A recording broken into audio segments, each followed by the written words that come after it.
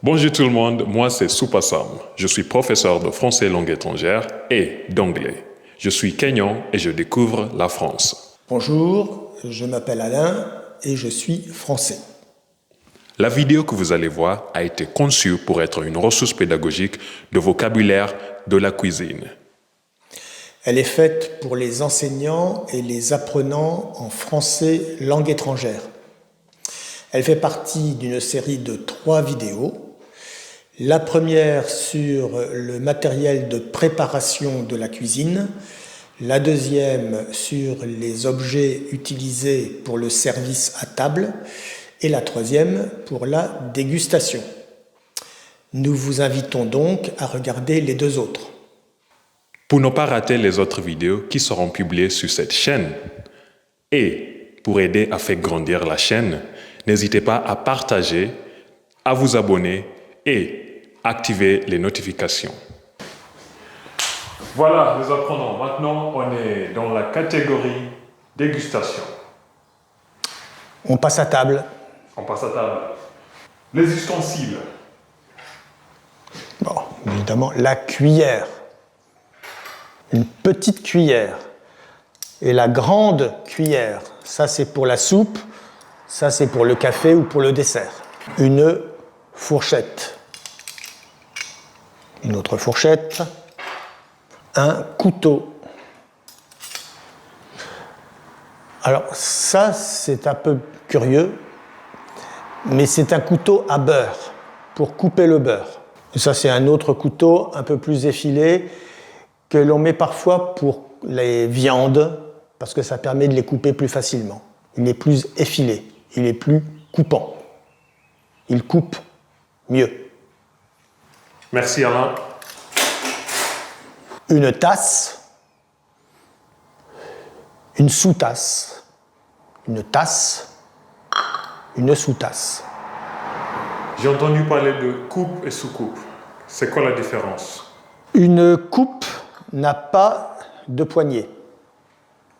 Une tasse a une poignée. Une coupe n'a pas de poignée. Sous une coupe, on met une petite assiette qu'on appelle une sous-coupe. Comme sous une tasse, on met une petite assiette que l'on appelle une sous-tasse. C'est pareil. Et ça, c'est pareil, c'est une autre tasse plus petite. Ces 2 tasses-là peuvent servir, ça c'est plutôt pour le café, ça pourrait servir à la limite aussi, hein, pour du thé. Alors ça s'appelle un mug. C'est le terme anglais qui est retenu en français.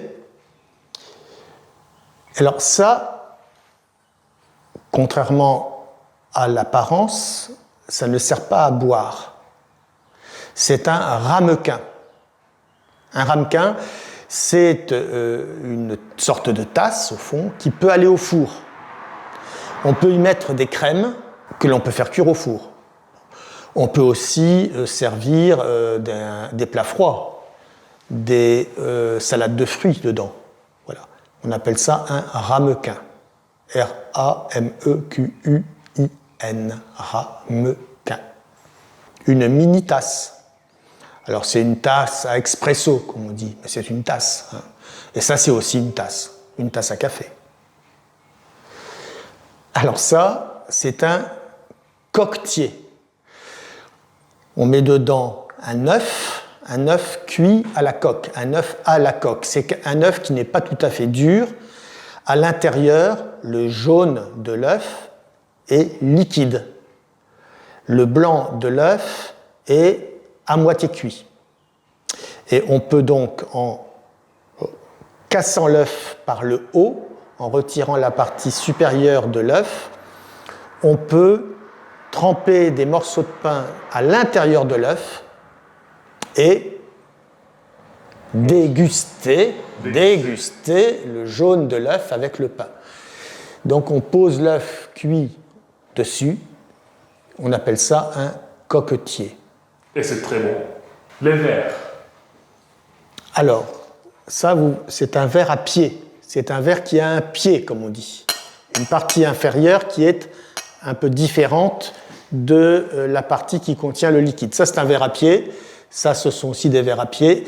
Ça sert, dans les verres à pied, on met le vin ou les alcools. Voilà. Il n'est pas interdit d'y mettre de l'eau. Mais enfin, quand on sert du vin ou des alcools, on les met dans des verres à pied. Il y a ça une exception, ce sont les verres à whisky. Les verres à whisky n'ont pas de pied, c'est celui-là. Voilà, ça, on peut toujours y boire de l'eau. Hein. De toute façon, dans un verre, on peut toujours boire de l'eau, c'est parfois même recommandé. Mais ça, c'est un verre dans lequel on peut servir aussi du whisky. Voilà. Et parmi les verres à pied, il y a... Alors, ça, c'est un verre à champagne. On appelle ça aussi une flûte. Une flûte parce que c'est élancé. Alors, ça a cette forme étroite. C'est pour concentrer l'odeur du champagne. C'est pour concentrer le gaz qui sort des bulles du champagne. Ça permet de humer le champagne. Le champagne, sinon, n'a pas beaucoup de goût. Si on le sert dans des coupes trop larges, le goût n'est pas très fort. Là, le goût est concentré. Un verre ordinaire, un verre à eau ou à jus de fruits. Là, c'est un verre à bière. Il est plus droit. Voilà, il y a d'ailleurs une marque de bière dessus. Alors ça, c'est un verre à bière, mais qui a un autre nom, parce que c'est un verre qui a une poignée. On appelle ça une chope. C-H-O-P-E, une chope à bière. Ce sont des verres plus grands que les verres ordinaires et qui se caractérisent par leur poignée. Ça, c'est en verre, mais ce n'est pas un verre. Ça, c'est une coupe. On appelle ça une coupe à glace. On peut mettre des boules de glace dedans. Une coupe à glace. Une coupe à glace.